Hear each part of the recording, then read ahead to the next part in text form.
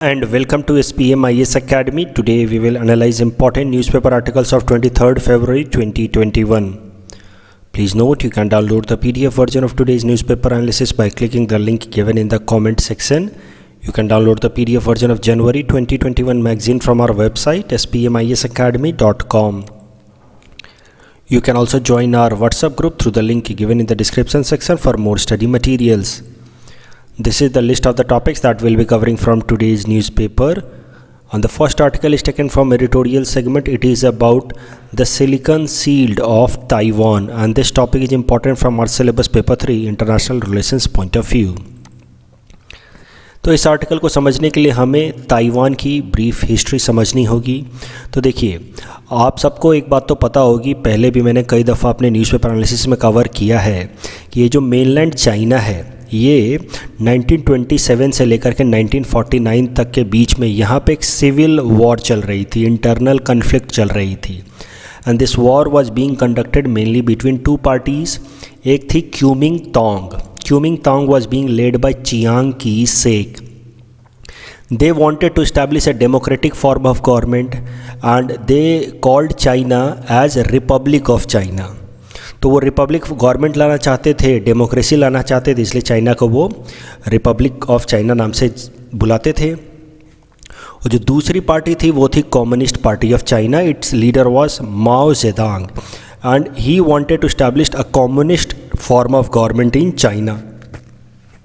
तो Kuomintang democracy और Communist Party of China under Mao Zedong communism, and he called and his party members called China as People's Republic of China.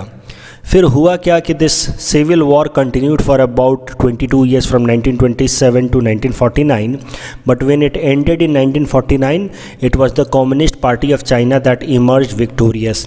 और Communist Party of China ने इस पूरे mainland China पे अपना control जमा लिया bye 1 October 1949.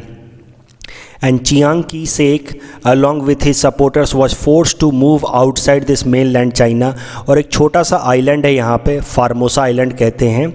China से के कोस्ट से थोड़ी दूर पे, ईस्टर्न कोस्ट से बीच में यहाँ पे फार्मोसा स्ट्रेट है और ये है फार्मोसा आइलैंड, जहाँ पर जाकर के चियांग की-शेक और उनके सपोर्टर्स सेटल हो गए. उन्होंने यहाँ पे शेल्टर लिया. फिर उन्होंने यहाँ पे, जिसको हम लोग ताइवान नाम से भी जानते हैं फार्मोसा आइलैंड को, यहाँ पे इन्होंने एक प्रोविजनल गवर्नमेंट बनाई रिपब्लिक ऑफ चाइना नाम से. तो इस तरीके से दो चाइना हो गया. मेनलैंड चाइना जहाँ पे अब कम्युनिस्ट का कंट्रोल हो गया था अंडर माओ जेडोंग, वो अपने आप को कहने लगे पीपल्स रिपब्लिक ऑफ चाइना. जबकि छोटा सा फार्मोसा आइलैंड, यहाँ पे क्यूमिंगतांग गवर्नमेंट थी अंडर चियांग की-शेक, जो अपने आप को रिपब्लिक ऑफ चाइना कहते थे. और दोनों ही वन चाइना प्रिंसिपल फॉलो करते हैं. रिपब्लिक ऑफ चाइना कहता है कि वो ओरिजिनल चाइना है और ये पूरा का पूरा मेनलैंड इसको बिलोंग करता है और आज नहीं तो कल ये पूरे मेनलैंड चाइना को कैप्चर करके रहेगा. जबकि पीपल्स रिपब्लिक ऑफ चाइना का ऐसा मानना है कि ये रिपब्लिक ऑफ चाइना नाम का कोई अलग कंट्री जैसा कुछ है नहीं, ताइवान जैसा कोई अलग कंट्री है नहीं. ये जो फार्मोसा आइलैंड है ये चाइना का ही एक प्रोविंस है. जैसे हमारे यहाँ के कई सारे स्टेट्स हैं, बिहार, असम, वैसे ही ये जो छोटा सा आइलैंड है फार्मोसा आइलैंड, जहाँ पे ये लोग हैं जो अपने आप को रिपब्लिक ऑफ चाइना कहते हैं, but they are not an independent country, they are just a province of China. और यही कारण है कि चाइना इंसिस्ट करता है वन चाइना प्रिंसिपल.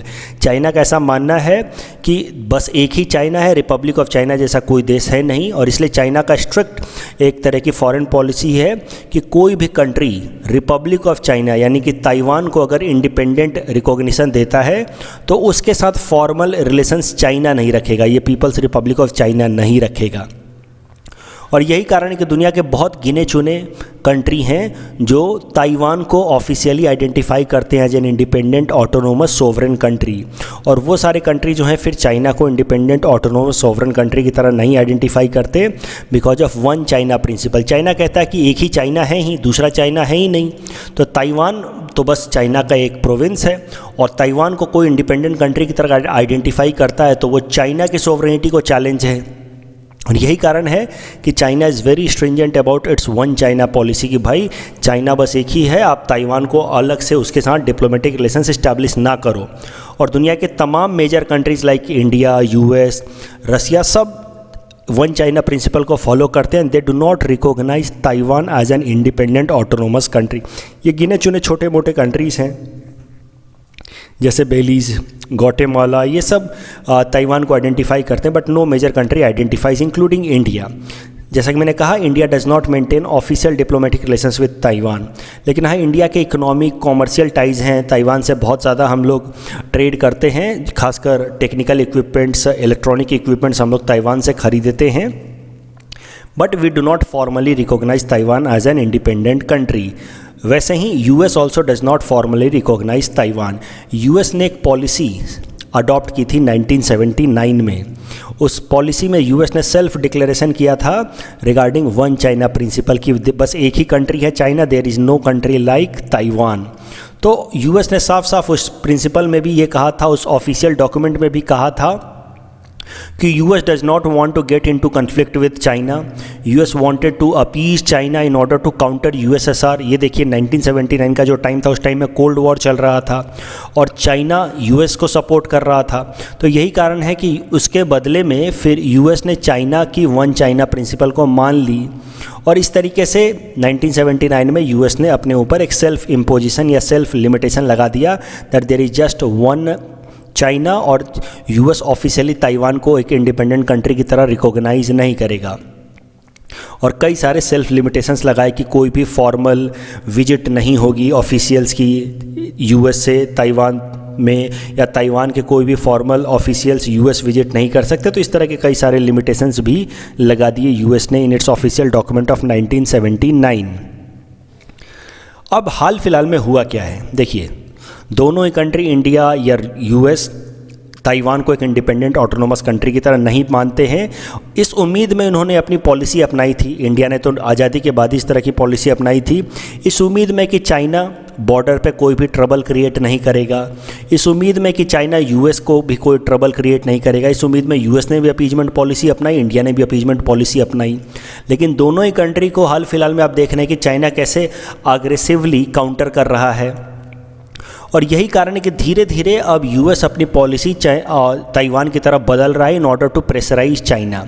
देखिए हाल फिलहाल में हुआ क्या है कि ताइवान ने एक डिक्लेरेशन की है। ताइवान के एक नए प्रेसिडेंट बनी हैं लास्ट ईयर, उन्होंने फिर एक डिक्लेरेशन की कि ताइवान अपने आप को पूरी तरह से इंडिपेंडेंट डिक्लेयर कर देगा according to a formal proposal. तो अभी ये प्रपोजल है, लेकिन इस प्रपोजल में कहा गया है कि ताइवान अपने आप को पूरी तरह से इंडिपेंडेंट डिक्लेयर कर देगा। इसका क्या मतलब है समझिए। देखिए अभी तक ताइवान क्या कहता है कि ये ताइवान की छोटी सी कंट्री है जिसको वो रिपब्लिक ऑफ चाइना कहता है, लेकिन over a period of time it will capture mainland China and this will be overall China. लेकिन अब ताइवान ने इस नई प्रपोजल के हिसाब से ताइवान कह रहा है कि ठीक है, हम लोग मेनलैंड चाइना हमें नहीं चाहिए, हम उससे अपना कंट्रोल गिव अप करते हैं, क्योंकि ताइवान को भी ये बात समझ आ गई है कि मेनलैंड चाइना तो वो कभी भी कैप्चर कर नहीं पाएगा। चाइना इतना पावरफुल कंट्री है इस कारण से। तो मेनलैंड चाइना ताइवान ने कहा कि हमें चाहिए भी नहीं, लेकिन हमारी नई पोजीशन क्या होगी कि हम एक इंडिपेंडेंट कंट्री हैं, हमें मेनलैंड नहीं चाहिए, हम अपने आप को ताइवान ही बुलाएंगे, हम अपने आप को रिपब्लिक ऑफ चाइना भी नहीं बुलाएंगे, और हम इतने से छोटे से फार्मोसा आइलैंड में खुश हैं, हम अपने आप को independent autonomous sovereign country declare करते हैं and we are giving up our control और क्लेम ओवर मेनलैंड चाइना। अब इस प्रपोजल का, अभी तक तो ये प्रपोजल ही है, लेकिन इसका सिग्निफिकेंस क्या है ये समझिए। अगर ताइवान ने पूरे मेनलैंड चाइना पे अपना क्लेम गिव अप कर दिया तो एक तरीके से ये जो ताइवान और चाइना के बीच का कन्फ्लिक्ट है ये मोर और लेस ख़त्म हो जाएगा। और हो सकता है कि इसके बाद दुनिया के जो मेजर कंट्रीज़ हैं जैसे यूएस, इंडिया, वो ताइवान को एक इंडिपेंडेंट ऑटोनोमस सोवरेन कंट्री की तरह आइडेंटिफाई भी कर ले और वहाँ पे अपने एम्बेसीज भी खोल दे, डिप्लोमेटिक रिलेशंस भी इस्टेब्लिश कर दे ताइवान के साथ, क्योंकि ताइवान ने तो गिव अप कर दिया मेनलैंड चाइना के ऊपर से अपना क्लेम, तो उसने तो अपने तरफ से तो सारे कन्फ्लिक्ट ख़त्म कर दिए। इस केस में होगा क्या कि चाइना की वन चाइना प्रिंसिपल फेल हो जाएगी and Taiwan will emerge as an independent autonomous sovereign country. अभी चाइना के इंसिस्टेंस पे ही, चूंकि ये कन्फ्लिक्ट है ताइवान और चाइना के बीच में, कारण से चाइना के इंसिस्टेंस पे ही ताइवान को अभी कहीं भी इंटरनेशनल एजेंसीज में एक मेंबर कंट्री की तरह मेंबरशिप नहीं मिली हुई है, चाहे वो यूएन हो या वर्ल्ड हेल्थ असेंबली हो, कहीं भी उसको मेंबरशिप नहीं मिली है। लेकिन इसके बाद उसको हर एक जगह पे मेंबरशिप भी मिल सकती है, वो इंडिपेंडेंट ऑटोनोमस कंट्री बन जाएगा।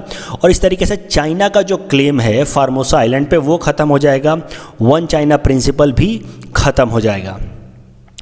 और यही कारण है कि जब ताइवान ने इस तरह का प्रपोजल दिया कि it may bring a law that will declare Taiwan as an independent autonomous sovereign country, China threatened a war on Taiwan for its formal declaration of independence. इस तरीके से देखिए लगभग हर एक इंटरनेशनल न्यूज़पेपर में आया इस तरह का न्यूज़ कि China escalates war rhetoric over Taiwan, do not test our determination. China ने कहा है कि भाई हमारे लिमिट्स को टेस्ट ना करो, बेवजह का अपने आप को इंडिपेंडेंट ऑटोनोमस डिक्लेयर ना करो, तुम हमारे प्रोविंस हो और चुपचाप वैसे ही बने रहो।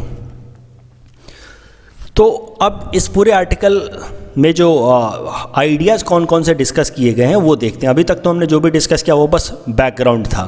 ये जो आर्टिकल है ये लिखा गया है बाय सी राजा मोहन, आपको तो पता है is an international columnist, Indian express में लिखते हैं। उन्होंने इस आर्टिकल में एक्सप्लोर करने की कोशिश की है about the possibility of China's attack on Taiwan, कि क्या सच में चाइना ताइवान के ऊपर अटैक कर सकता है। और उनका मानना है कि देखिए चाइना तो मिलिट्रली काफ़ी कैपेबल है ताइवान के ऊपर अटैक करने का, उसको एक दिन का भी समय नहीं लगेगा ताइवान को पूरी तरह से कंट्रोल करने में। लेकिन फिर भी चाइना अटैक नहीं कर पाएगा ताइवान को फॉर टू रीजंस। पहला, lack of soft power of China. आपको तो एक बात पता ही है कि there are two versions of power, hard power and soft power. देखिए हार्ड पावर सीयर मिलिट्री कैपेबिलिटी होती है, लेकिन सॉफ्ट पावर होता है diplomatic control, diplomatic support for a country. और चाइना की सॉफ्ट पावर काफ़ी कमज़ोर है ऑलरेडी, उसकी इमेज ऑलरेडी ख़राब है। एक दो मेजर कंट्री रसिया वगैरह को छोड़ करके चाइना को कोई वैसे भी सपोर्ट नहीं करता है। कोविड पैंडेमिक के कारण उसकी इमेज और ख़राब हो गई है। ऑस्ट्रेलिया को डायरेक्ट धमकी दे करके उसने अपनी इमेज ख़राब कर ली है। इंडिया के साथ बॉर्डर टेंशंस प्रोवोक करके उसने अपनी इमेज और ख़राब कर ली। तो चाइना की सॉफ्ट पावर पिछले एक साल में और भी ख़राब हो गई है। और ये कारण है कि अगर चाइना ताइवान के साथ कन्फ्लिक्ट करता है तो दुनिया के तमाम कंट्री चाइना के अगेंस्ट हो सकते हैं। ये एक मेजर थ्रेट है चाइना के लिए। ताइवान अपने आप में थ्रेट नहीं है, लेकिन बाकी सारे कंट्री एंटी चाइना हो सकते हैं। और दूसरा जो सबसे मेजर प्रोटेक्शन है, एक तरीके का इंश्योरेंस है ताइवान के लिए कि there will be no attack by China on Taiwan, वो है सिलिकॉन शील्ड ऑफ ताइवान। तो ज़रा समझते हैं कि सिलिकॉन शील्ड ऑफ ताइवान है क्या। देखिए क्रेग एडिसन एक राइटर हैं जिन्होंने 2001 में ही एक बुक लिखी थी सिलिकॉन शील्ड, और उसमें उन्होंने आर्गुमेंट किया था कि देखिए ताइवान के ऊपर चाइना कभी भी मिलिट्री अटैक नहीं कर पाएगा, क्योंकि ताइवान के अंदर जो सेमीकंडक्टर चिप्स बनाने का जो उसका कैपेबिलिटी है वो बहुत स्ट्रॉन्ग है। ताइवान पूरे दुनिया भर का लगभग 55% टू 60% इलेक्ट्रॉनिक चिप सप्लाई करता है। इलेक्ट्रॉनिक चिप आपको पता है जो कंप्यूटर्स में जो लगे होते हैं, जिसमें डाटा मेमोरी सेव करके रखी जा सकती है। तो समझिए तो कंप्यूटर्स के सबसे इम्पॉर्टेंट पार्ट होते हैं ये इलेक्ट्रॉनिक चिप्स, और दुनिया भर का मेजर सप्लायर है इलेक्ट्रॉनिक चिप्स का ताइवान। दुनिया भर का 60% इलेक्ट्रॉनिक चिप्स तो ताइवान अकेला बनाता है। और इलेक्ट्रॉनिक चिप्स में सिलिकॉन यूज होते हैं, इसीलिए इसको कहा गया सिलिकॉन शील्ड। ये शील्ड का काम कैसे करेगा वो समझिए। देखिए यूएस की तमाम कंपनियों को और यूएस की मिलिट्री को ताइवान ही सप्लाई करता है सेमीकंडक्टर चिप्स। तो अगर ताइवान के ऊपर चाइना अटैक कर देता है और ताइवान को वो पूरी तरह से कंट्रोल कर लेता है, तो यूएस आर्मी का जो सेमीकंडक्टर सप्लाई है वो एक बार के लिए खतरे में आ जाएगा, और ये एक बहुत बड़ा थ्रेट होगा, सिक्योरिटी थ्रेट होगा यूएस के लिए। और यही कारण है कि पूरी दुनिया ऐसी आर्ग्यूमेंट कर रही है, एक्सपर्ट्स ऐसा आर्ग्यूमेंट कर रहे हैं इंक्लूडिंग सी राजा मोहन, कि अगर चाइना ने ताइवान को कैप्चर करने की कोशिश की तो यूएस चुप नहीं बैठेगा, क्योंकि चाइना अगर ताइवान को कैप्चर करता है तो साथ ही साथ ताइवान का सेमीकंडक्टर इंडस्ट्री चाइना के हाथ में आ जाएगा, और इस तरीके से यूएस की जो मेन सोर्स है सेमीकंडक्टर सप्लाई की वो चाइना के हाथ में आ जाएगी, जो यूएस कभी बर्दाश्त नहीं करेगा। एंड चाइना के ऊपर यूएस भी अटैक कर देगा, and that will be catastrophe. और ये बात चाइना जानता है, और यही कारण है कि चाइना भले कितनी भी धमकी दे दे, लेकिन it will not attack Taiwan because of its silicon shield. The next article is taken from international segment. It is about conference on disarmament. This topic is important from our syllabus paper 3, international agencies point of view. सबसे पहले समझते हैं कि conference on डिसआर्मामेंट है क्या। देखिए कि ये मल्टीलेटरल डिसआर्मामेंट फोरम है, समझिए तो एक इंटरनेशनल फोरम है जहाँ पे दुनिया भर के लीडर्स नेगोशिएट करते हैं कि कैसे दुनिया भर से आर्म्स एंड एम्यूनेशंस, जो हथियार हैं, जो डिस्ट्रक्टिव मास डिस्ट्रक्टिव कैपेबिलिटी वाले हथियार हैं, उनको कैसे कम किया जाए, डिसआर्मामेंट कैसे प्रमोट किया जाए। यही है मेन ऑब्जेक्टिव कॉन्फ्रेंस ऑन डिसआर्मामेंट का।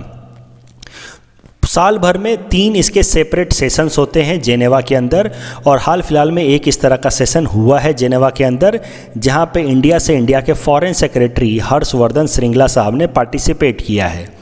तो हर्षवर्धन श्रृंगला साहब ने इस कॉन्फ्रेंस ऑन डिसआर्मामेंट में कुछ इंपॉर्टेंट बातें हाईलाइट की हैं। सबसे पहले तो उन्होंने कहा है कि India is committed to maintaining its credible minimum deterrence with the posture of no first use and non use against non nuclear weapon state. तो जो इंडिया की न्यूक्लियर पॉलिसी है नो फर्स्ट यूज की and no non use against non nuclear weapon state, उसको हर्षवर्धन श्रृंगला साहब ने highlight किया। India की आपको तो पता ही है कि न्यूक्लियर पॉलिसी है कि हम पहले न्यूक्लियर वेपन का इस्तेमाल किसी भी कंट्री पे नहीं करेंगे, और वो कंट्री जिसके पास न्यूक्लियर वेपन नहीं है उसके ऊपर तो हम लोग किसी भी केस में न्यूक्लियर वेपन का इस्तेमाल नहीं करेंगे। इस चीज़ को उन्होंने हाईलाइट किया कि देखिए हम लोग एक रिस्पॉन्सिबल कंट्री हैं, we are a nuclear responsible country. दूसरी बात जो उन्होंने हाईलाइट की है कि India is committed to the goal of universal non discriminatory disarmament. तो ये बात ध्यान से समझिए कि हम चाहते हैं कि न्यूक्लियर डिसआर्मामेंट हो। बाकी सारे हथियार तो ठीक है धीरे धीरे करके ख़त्म हो, लेकिन न्यूक्लियर जो वेपन्स है पूरी दुनिया भर में they are capable of destroying the world multiple times, इसीलिए कहते हैं एज ऑफ ओवर किल। तो वो कहते हैं कि पूरे दुनिया भर में न्यूक्लियर वेपन्स को हटाए जाने चाहिए, डिसआर्मामेंट होनी चाहिए, बट ये नॉन डिस्क्रिमिनेटरी मैनर में होनी चाहिए।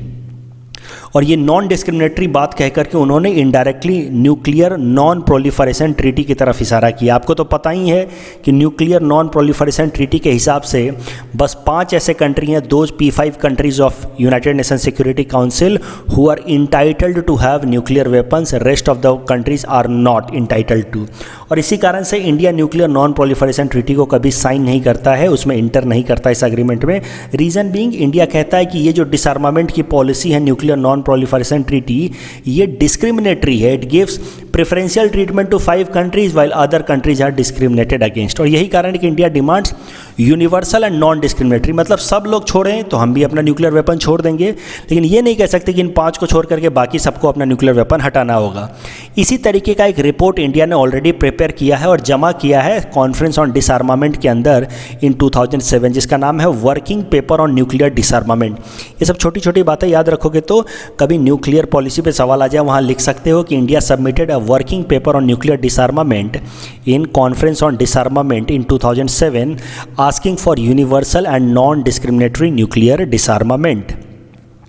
उसके अलावा तीसरी बात जो उन्होंने हाईलाइट की that India has supported the immediate commencement of negotiations on fissile material cut off treaty. तो तीसरी बात इन्होंने कही हर्षवर्धन श्रृंगला साहब ने कि देखिए एक ऑलरेडी प्रपोजल है fissile material cut off treaty, उस पर हमें और बातचीत करनी चाहिए कॉन्फ्रेंस ऑन डिसआर्मामेंट में और इस ट्रीटी को फाइनलाइज करना चाहिए। तो ज़रा समझते हैं कि fissile material cut off treaty है क्या। देखिए it's a proposed international treaty that prohibits further production of fissile material for nuclear weapons और अदर एक्सप्लोसिव डिवाइस। तो कोई भी फ्यूचर में और कोई न्यूक्लियर वेपन ना बने, इसके लिए इंटरनेशनल ट्रीटी प्रपोज की गई है। इसमें मेनली 2 तरीके के न्यूक्लियर वेपन्स को फोकस किया गया है कि उनकी और फ्यूचर में प्रोडक्शन नहीं होनी चाहिए। These are uranium and plutonium based nuclear weapons. Problem क्या है कि this treaty has neither been negotiated nor its term has been defined. ये ट्रीटी अभी बहुत ही वेग स्टेज पे है, अभी ना इसको इसके टर्म्स पूरी तरह से डिफाइन किए गए हैं कि इसमें क्या क्या क्या क्या बातें रखी जाएंगी, और ना ही इसको किसी भी कंट्री ने अभी तक साइन किया है। अभी इस पे ढंग से नेगोशिएशन भी नहीं हुआ है fissile material cut off treaty के ऊपर अभी तक। इस टॉपिक के बेसिस पे हमने आपको ये प्रैक्टिस क्वेश्चन दे रखा है। You can attempt this question and you can submit the answer in the comment section. The next article is taken from economy segment. It is about Sphurti scheme, and this topic is important from our syllabus paper 4 Indian economy point of view, especially employment generation issues। तो देखिए स्फूर्ति scheme, स्फूर्ति का full form ही है scheme of fund for regeneration of traditional industry. इस scheme के अंतर्गत करेंगे क्या कि union ministry of MSME 50 clusters open करेगी, आर्टिसन बेस्ड स्फूर्ति क्लस्टर मतलब समझिए मार्केट।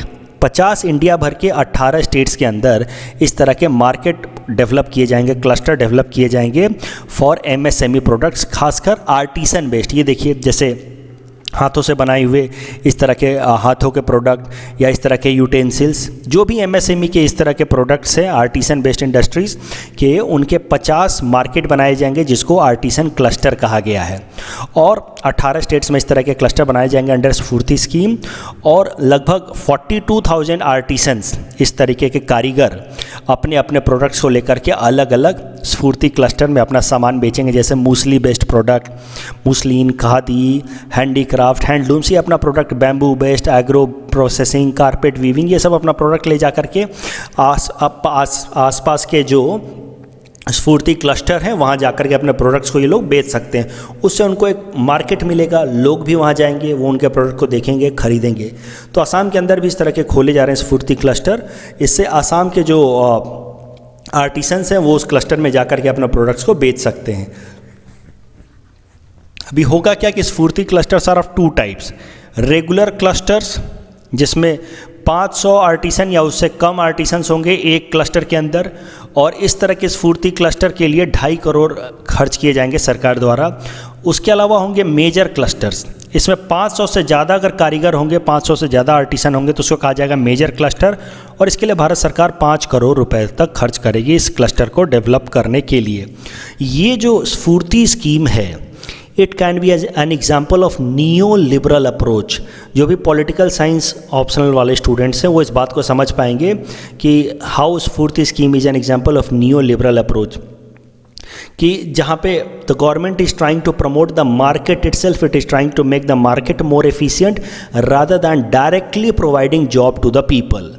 तो ये नियो लिबरल का एग्जाम्पल है, और इसी तरीके से यही अप्रोच रहा है अभी तक भारत सरकार का कि डायरेक्ट या सीधा सीधा लोगों को रोज़गार ना दो अलग अलग जगहों पे, रेलवे में, बैंक में या सेक्रेटेरिएट में, क्योंकि उससे अननेसेसरी सरकार के ऊपर फिस्कल बर्डन आता है। तो डायरेक्ट रोज़गार ना दो, लेकिन मार्केट को प्रमोट करो कि मार्केट के थ्रू लोगों के लिए रोजगार की अपॉर्चुनिटीज़ क्रिएट हों। So this is an new liberal approach that has been taken by the present Modi government, और इसके हिसाब से ये तमाम स्कीम्स, हुनर हाट, स्फूर्ति स्कीम, ये सब स्कीम्स चला रही है मोदी सरकार के, लोगों को अपने टैलेंट के बेसिस पे मार्केट के रिक्वायरमेंट के हिसाब से जॉब्स मिले।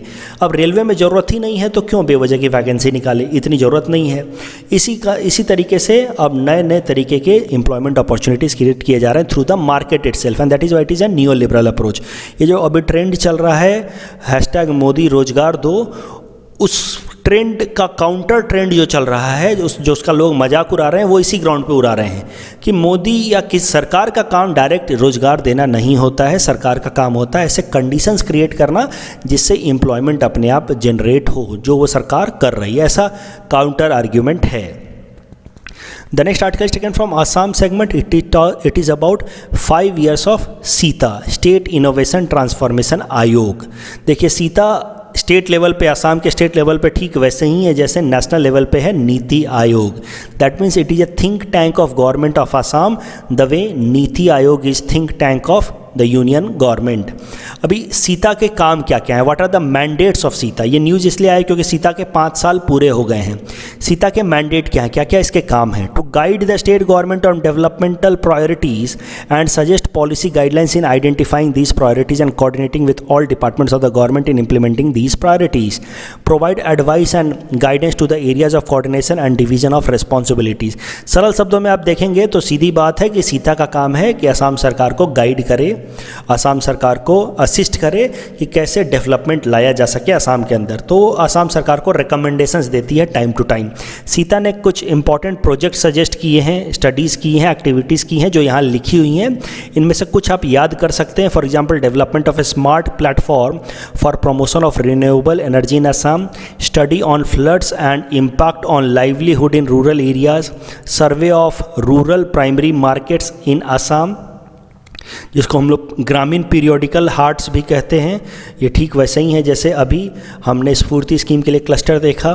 तो देखिए सीता के 5 साल पूरे हो गए हैं, असम सरकार कह भी रही है कि इसके 5 साल पूरे हो गए। तो हो सकता है कि आपसे सीधा सीधा पूछ लिया जाए मेंस एग्जाम में कि what are the positive outcomes of SITA. देखिए सीता के जो पार्टनर्स हैं, जो टेक्निकल इंस्टीट्यूट पार्टनर हैं, वो हैं IIM Shillong, IIT Guwahati and Tezpur university. ये 3 इंपॉर्टेंट टेक्निकल यूनिवर्सिटीज़ पार्टनर हैं सीता के। ये सब इनमें से कम 5-6 पॉइंट्स याद कर लेना मेंस एग्जाम से पहले। For example an approach for enhancement of Muga silkworm production in Assam, जो आपको आसानी से याद हो पाए 5 याद कर लेना। The important studies and projects conducted by Sita. एक बात ध्यान रखना कि सीता नीति आयोग की तरह ही है। It's not a statutory body, it's a body established on the basis of executive order. तो इस टॉपिक के बेसिस पे हमने आपको ये प्रैक्टिस क्वेश्चन दे रखा है। Please attempt this question and you can submit the answer in the comment section. In our segment most probable PT topics for upcoming APSC, today we will cover topic number 428 to 430. Topic number 428 is about Patkai Boom Range. It is situated in India's northeastern border with Burma. The word Patkai means to cut chicken in Thai Ahom language. It is originated by the same tectonic process that resulted in formation of Himalaya. It forms a boundary between India and Burma. It is a part of Purvanchal Hills. देखिए Purvanchal hills के हिस्से हैं ये Patkai Bum, Naga hills and Mizo hills. But Jayantiya, Garo Khasi Jayantiya are not part of this Purvanchal. Please attempt this question based on topic number 428. Topic number 429 is about Hajo. It is famous throughout Asia for its bell metal industry. इससे 10 kilometre दूर पे Sualkuchi है, that is famous for its silk products. Hajo is important for all the 3 religions, Hinduism, Islam and Buddhism. Hinduism के इसलिए important है क्योंकि यहाँ पे एक इम्पॉर्टेंट टेम्पल है, हायाग्रीवा माधवा टेम्पल। इस्लाम के लिए इसलिए इंपॉर्टेंट है बिकॉज हियर इट पावा मक्का। जबकि बुद्धिज़्म के लिए इसलिए इंपॉर्टेंट है क्योंकि कुछ बुद्धिस्ट का ऐसा मानना है कि यहीं पे बुद्धा की डेथ हुई थी। Here he attended nirvana. हजो का वो लोग मतलब निकालते हैं, हजो मतलब बुद्धिस्ट से सेटिंग अप ऑफ सन, सूरज का डूबना, जिसको वो कंपेयर करते हैं डेथ ऑफ बुद्धा से, कि हजो का नाम इसलिए पड़ा क्योंकि यहाँ पे बुद्धा की डेथ हुई। वैसे it's not very much accepted. Most of the Buddhist believe that Buddha's Mahaparinirvan happened in Kushinagar. Please attempt this question based on topic number 429. Topic number 430 is about Pani Dihing Bird Sanctuary. It is in Shivsagar. It is famous for migratory birds. It is situated between Disang and Demao rivers. Please attempt this question based on topic number 430. This is the answer of question number 425 to 427 that we had given in yesterday's newspaper analysis. Today's question can be attempted by students and you can submit the answer in the comment section. We will be sharing answer of these questions in tomorrow's newspaper analysis. कल जो हमने practice question दिया था उसका answer देख लेते हैं। In India, in presumptive land titling, ownership title is granted by the government. This is wrong. In conclusive land titling, ownership is granted by the government. In India, we follow presumptive land titling system. Absolutely correct. So the correct answer will be option B. Hydrogen-based automobiles do not lead to any kind of emission either directly or indirectly. This is wrong. Hydrogen-based automobiles are more efficient as compared to petroleum-based automobiles. This statement is correct. The correct answer will be option B, 2 only. That's all from our side for today. Thanks for watching.